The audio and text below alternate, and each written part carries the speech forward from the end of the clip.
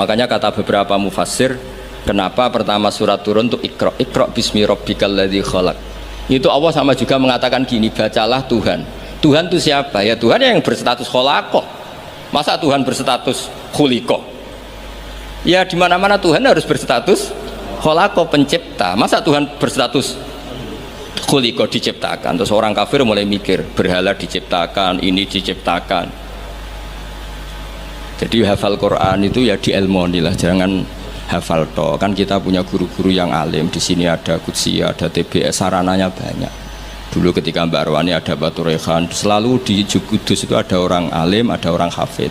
Dan yang hafid-hafid dulu juga orang-orang alim, kata Mbak Arwani, Mbak Saroni, Stanton, Mbak Hisham, semuanya punya tulisan-tulisan. Jadi saya mohon sampean jangan berdalih karena fokus Quran kalau ora iso ngaji. Mbok maksudnya ku nak nyuwun ojo aja-aja, rasa diterusno lah. Karena eman itu, logika Quran yang seperti itu tuh eman. Quran itu misalnya klaim-klaiman kitab suci, Quran itu fair. Itu nih bi kitab min qabli hada au atharatin min ilm. Kalau kamu tidak percaya Quran, tidak percaya Taurat, nggak apa-apa, kamu bikin buku tandingan, tapi yang sekualitas Quran. Dan itu Quran tenang saja, silahkan ngarang. Kalau kamu ngarang sendiri tidak bisa, sama teman-temannya. Kul fa'tu bi suratim. Kalau kurang orang banyak, buat usyuhada aku mengajak konco. Wakhirnya tonan, ada kompetisi, siapa yang bisa ngarang nandingi Quran. Itu orang Quraisy nyerah semua. Akhirnya ada orang agak sableng gitu, bilang mampu. Namanya Musailamah, nama? Bagi gini macamnya Musailimah. Kalau ngaji bolak-balik orang semua macam Musailamah, orang macam Musailimah. Gara-gara roh akten nih, jadi rata-rata itu macamnya apa? Musailamah atau Musailimah? Trennya apa? Oh, Musailamah. Itu akhirnya ngarang ketika dengar wadzariyati dzarwa fal hamilati wikra fal jariyati isra fal muqassimati amro. Karena dengar itu kan pikirannya sama-sama diakhiri ta.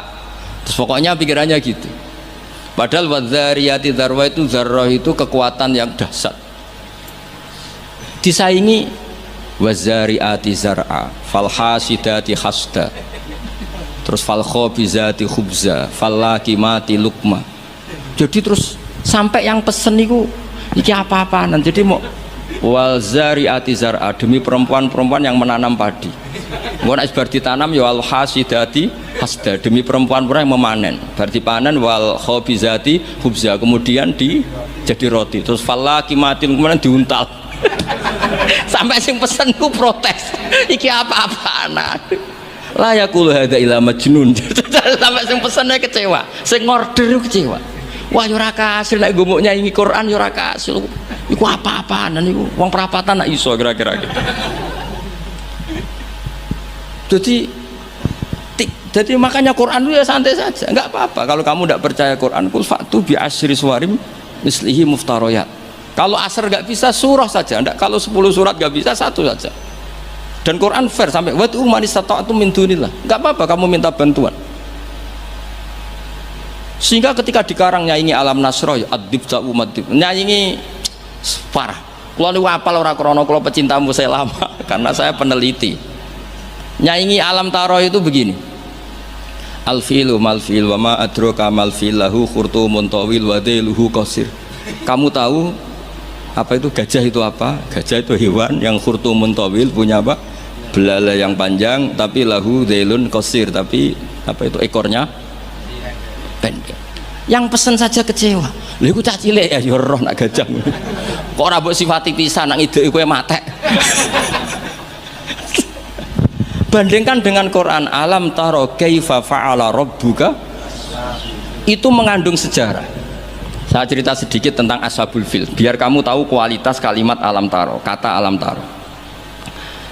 Abraha itu ahli ekonomi. Ketika ada kafilah besar-besaran datang ke haji, ditanya itu mau kemana? Mereka haji ke Ka'bah. Dia pikirannya berarti Ka'bah itu aset ekonomi karena bisa mendatangkan wisatawan. Mulane kena anggap Ka'bah iku aset ya rontok-rontok. Rengokno iki. Akhirnya dekne gawe saingan Ka'bah. Tenggene Kules ya, teng Son'a lah. Singkat cerita, Ka'bah tandingan iki digawe min zahabin wa fiddatin wa rukhamin, pokoknya dari batu-batu mulia, karena untuk menandingi Ka'bah sing terima watu ireng kotak. Sono wong Quraisy gak terima diisingi. Jadi kadang wong ngawur ya penting. Diisingi mergo Baitullah sing suci disaingi Ka'bah bal-bal. Jadi sekunane kuno wong apik dibajak, barang apik napa? Dibajak. Ngene kan nek dadi wong top dibajak ya kudu rodok rido sithik-sithik pancene wis ngono. Sunahe ngono, sekunane kuno. Wareng diisingi gak terima terus dia bersumpah akan merobohkan Ka'bah. Niki terakhir pun sama rasa khawatir. Niki kan pun jam 10. Niki tesih wonten waktu 10 menit. Setelah itu terus minta fil terbesar dikirimi sama Raja Najasyi. Dikirimi apa? Gajah. Walhasil masuk. Ketika mau masuk di Muhassir, ada yang baca Muhassar. Itu Abra ini apa itu? Fil ini gak mau masuk. Ketika diarahkan ke Ka'bah itu barokah itu jerum. Kalau dialihkan dari Ka'bah dia lari. Singkat cerita dia mengumumkan bahwa dia datang tidak untuk perang tapi untuk apa? Merobohkan apa? Ka'bah. Tapi mulai dulu di mana-mana invasi itu pasti harus dapat uang, dapat jarahan. Nah yang dijarah itu diantaranya untanya Abdul Muttalib. Ini rungokno. Engko terus ketok kualitas alam ta'ara dibanding alfilu malfil wa ma'adroka malfil. Ketika sudah dijarah terus si Abraham orangnya baik, sosialnya baik, tapi kafir, tapi sosialnya bagus. Dia tanya, man sayyidu hadal wadi, orang tertua di sini siapa? Abdul Muttalib. Sayyiduna Abdul Muttalib. Makanya lagi-lagi Nabi itu harus turunannya orang-orang baik. Muhammad bin Abdullah bin Muttalib itu selain orang baik itu sudah orang tokoh. Nah, ontanya Abdul Muttalib jumlahnya 100 itu diantara yang disita, yang dijadikan ghanimah oleh Abraha selain onta-onta yang lain. Setelah Abdul Muttalib datang di perkemahan siapa? Abraha. Itu wibawanya Abdul Muttalib itu menjadikan Abraha nggak berani karena Abdul Muttalib membawa Nur Muhammad sallallahu alaihi. Itu Abraha bilang gini, spontan ketika melihat wajahnya Abdul Muttalib, ganteng Abdul Muttalib dan wibawa. Anta sayyidu hadal wadi, na'am, anak Abdul Muttalib sayyidu hadal wadi. Saya ketua di sini, di lembah ini.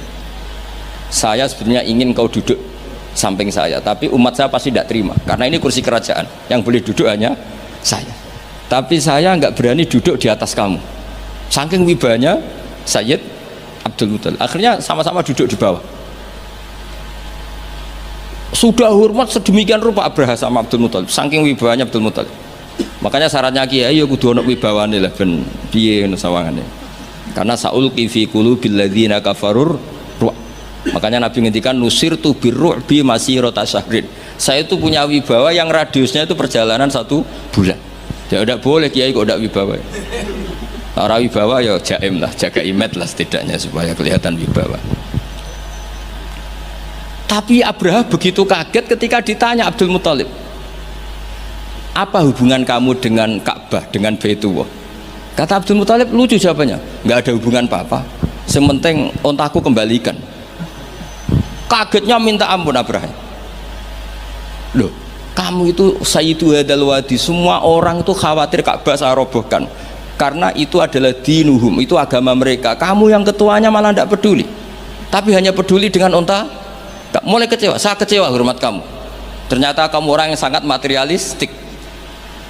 Tapi apa kata Abdul Muttalib? Loh karena li'ani robbuhum, saya ini yang punya robun, maknanya saya ini yang punya unta itu, ini robbuhunna, saya yang punya unta-unta itu. Wali anna lihadal baiti robban hamahu, Baitullah itu ada yang punya, itu udah urusan saya. Dia punya robban hamahu, punya yang punya dan akan melindungi yang punya, itu tidak kewajiban saya, kewajibannya yang punya. Menjadi Baitullah, orang Baitu Abdul Muttalib. Akhirnya Abraha, iki ngawur tapi kok pinter kira-kira gitu. Sudah silakan kalau mau rusak silakan, kamu akan berurusan dengan yang punya. Wes, oke dari Abraha, pancen aku pengen rusak Ka'bah. Unta dibalekno, wes unta tak balekno. Saiki aku pengen rusak Ka'bah. Ya monggo, tapi kamu berurusan sama yang punya. Ya, ini masih maulid karena ini mbahnya Rasulullah Shallallahu Alaihi Wasallam. Kesana. Tapi sebelum Abraha datang, niku Abdul Muttalib fa'atal baita, kemudian datang ke Baitullah wa akhudha bi halaqatil bab, dia megang apa, kalau di pintu dulu itu kan pegangannya itu kan bunder, makanya disebut halaqatil bab, maksudnya handle-nya itu kan bulat. Terus beliau berdoa, dongane itu lucu. Ya Allah, di mana-mana orang itu ya menyelamatkan asetnya. Ya, engkau harus menyelamatkan asetmu dong. Ini santai aja. Oleh ngomong ketika ngono tok, terus ditinggal mire. Nah, ditinggal mire itu Abdul Muthalib bikin pengumuman ke semua orang Quraisy, ayo ke atas gunung dan kita melihat apa yang dilakukan Tuhan kita terhadap orang yang merusak Ka'bah. Terus mereka di gunung semua. Ketika Abraham mau naik, mau merusak, terus ada burung ababil. Makanya judulnya Alam Taro. Kayak apa kualitas Quran itu? Cerita sejarah dengan sederhana, tapi kualitas maknanya luar biasa. Alam Taro. Kenapa kok ada Alam Taro? Apakah kamu tidak melihat? Karena semua suku Quraisy itu naik gunung dan melihat apa yang maka dimulai dengan Alam Taro. Dan mereka melihat kaifa fa'ala rabbuka bi ashabil fil. Disaingi alfilu malfil wa ma adroka malfil lahu khurtumun tawil wa dhibhu qasir. Jadi sehingga Alam Taro ini kualitasnya luar biasa memang, karena mereka berkata ayo kita lihat apa yang akan dilakukan Tuhan terhadap orang yang merusak Ka'bah. Makanya disebut Alam Taro kaifa fa'ala rabbuka bi ashabil.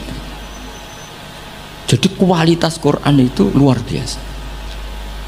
Nah, sehingga terus kita ini harus tahu bahwa mukjizat Nabi tertinggi itu apa? Quran. Makanya Burdah itu kalau muji Quran itu luar biasa. Ayatu hakirim narrahmani muhdatsatun qadimatun sifatul musifil kitab, terus sampai saat terusnya wa hakamatun fama yubkina min subain saat terusnya. Di antara sifat yang diutarakan Burdah apa? Kalau berdebat itu tidak pernah kalah. Ya tadi Quran itu kalau berdebat itu tidak pernah kalah kayak tadi. Ketika Musa mensifati Tuhan dengan status Tuhan langit dan bumi, Fir'aun itu masih ngeles. Jadi ketika dikatakan yang nuhani nenek moyangmu, mafhumnya apa? Fir'aun tidak Tuhan karena punya nenek moyang. Kalau Fir'aun Tuhan berarti nenek moyangnya tanpa Tuhan. Ya, ini cerita-cerita tentang apa mukjizatnya Quran. Yang terakhir ini saya baca maulid, enggak saya baca semua nanti jadi jam 3 betul. Nah, di antara dalil maulid yang dipakai para ulama, ini kitab karangannya Sayyid Muhammad, judulnya Khaulal Ikhtifal bi Maulidi Rasulillah sallallahu alaihi wasallam. Halaman 15 ya kula waca. Adillatu jawazil ikhtifali bi Maulidin Nabi sallallahu alaihi wasallam. Dalil-dalil kenapa kita boleh melakukan ikhtifal. Ikhtifal itu ya semacam pesta kecil atau farah. Al-awwal anal ikhtifala bil maulidin nabawi syarif ta'birun anil farahi was surur bil Mustafa sallallahu alaihi wasallam. Jadi yang dikatakan maulid itu pokoknya kita senang, kita mengekspresikan senang karena lahir seorang al-Mustafa sallallahu alaihi wasallam. Terus kata Sayyid Muhammad wa qadin tafa'a bihil kafiru, orang kafir saja mendapat keuntungan dari farah bi maulidin Nabi. Ya kita tahu Abu Lahab itu kalau hari Senin dapat diskon azab karena di hari Senin itu dia pernah memerdekakan Suwaibah al-Aslamiyah saking senengnya bi maulidi Rasulillah sallallahu alaihi wasallam. Wa sayati fid dalil litasai mazidu bayanin hadil masalah li anna aslal burhan wahid wa in ikhtalafat kaifiyatul istidlal. Saat terusnya wa qad jaa fil Bukhari annahu yukhaffafu an Abila bin kula yaumin isna. Ini jelas ya. Hadisnya di Bukhari, ngono mbok takok hadisnya sahih ta ora, ribet gitu. Di Bukhari itu jelas ada riwayat bahwa Abu Lahab setiap hari Senin mendapat diskon bisa babi itkihi karena dia memerdekakan li Suwaibata jariyati lama basyarat hubi wiladatil Mustafa sallallahu alaihi wasallam. Sehingga ada syair yang terkenal ini, idza kana hadza kafiron ja'a dhammuhu bitabbat yadahu fil jahimi mukhallada ata annahu fi yaumil isnaini daiman yukhaffafu anhu lisururi bi Ahmad. Jadi Abu Lahab yang kafir saja dapat diskon karena farah di Maulidir Rasul sallallahu alaihi wasallam. Famadzannu bil abdil ladzi tula umrihi bi Ahmad masruron wa mata muwahhida. Jadi kalau Abu Lahab dia kafir karena senang lahirnya Nabi saja dapat diskon azab setiap hari apa? Senin. Bagaimana dengan orang yang sangat mencintai Nabi dan mati dalam keadaan muwahhid? Tentu lebih berhak mendapat syafaat Rasulullah sallallahu alaihi wasallam. Tapi rasa ditambahi Gus Sapang, apa meneh sing nyanyekno. Spesial. Ora ono keterangan iku tapi tak tambahilah. Apa meneh sing napa? Penyanyi ini nasite. Terus ini yang halaman 40, ada orang-orang kelompok tertentu yang anti maulid hari Senin. Alasannya apa? Yaumu wiladatihi juga yaumu wafati. Harusnya Senin itu hari duka karena Nabi juga wafat Senin. Kenapa orang-orang NU misalnya kok milih yaumul farah padahal di hari Senin itu juga berstatus yaumul huzn karena di situ Nabi wafat atau intakola ila rafiqil ala. Bahasa kerennya itu intakola ila rafiqil ala. Wa minas syubah as-sakitoh, mohon kepanggil 40 itu yang wa minas syubah as-sakitoh qaulu ba'di. Ini dawuh Sayyid Muhammad, di antara argumentasi yang sangat jatuh atau sangat murahan, sangat tidak kuat, inna yauma wiladatihi wa nafsu yaumi wafati falaisal farahu bi aula minal husni atau minal hazani. Tak waca ping pindho ben ketok pinter ben ketok ngawur, karena Quran itu kadang pakai khazanan alla yajidu mayun fikun, ada tawahi taftau tazkuru yuswa, terus fawa minal husni napa ini tawahi taftau tazkuru hatta takuna haradon atau takuna tola innama asku batti wa husni. Jadi Quran pernah pakai bahasa khuzn, ya pernah pakai bahasa hazanan. Dadi kowe nek ana kiye maca husnin wae iku salah, Qurane khazanan. Kowe Quranem sing lali, ning Quran ana innama asku batti wa husni. Bocah ora jelas. Mulane tak waca ping pindho ben ra disalahno Gus Sapang. Falaisal farahu bi aula minal khazani wa minal husni. Husni atau sing jelas coba waca khizn. Wa kanal aula bil muhibbi ayatakhidha hadal yauma ma'taman wa yauma husnin. Jadi ada juga kritikat terhadap maulid, kenapa harus seneng toh di hari itu Nabi wafat, harusnya ya ada pesta kesusahan, ada acara kesusahan. Terus wanakulu kata Sayyid Muhammad, innal imam al-allamah Jalaluddin Asyuti qad kafana radda ala hadhil mukhalatah. Imam Suyuti telah menjawab kesalahan berpikir itu. Faqala fi kitabil hawi manasuh inna wiladatahu sallallahu alaihi wasallam a'zamun ni'am wa wafatuhu a'zamul maso'ib. Tapi wasyari'atu khassat ala izhari syukri ni'am wasabru wasabri wasukuni intal maso'ib. Waqad amara syar'u bil aqiqah indal wiladah wa ya izharu syukrin wa farokhin bil maulud walam ya'mur bil mauti bidzabkhil aqiqah wala bighairi bal naha anin niyahah wa izharil jaza. Kalau ada kritikan orang tidak boleh senang hari Senin karena hari Senin itu pula Nabi wafat, jawablah karena syariat hanya memandang sisi-sisi yang membuat orang itu senang. Buktinya kelahiran bayi itu diperingati dengan menyembelih kambing, artinya senang. Dan malah kalau ada yang meninggal syariat melarang susah.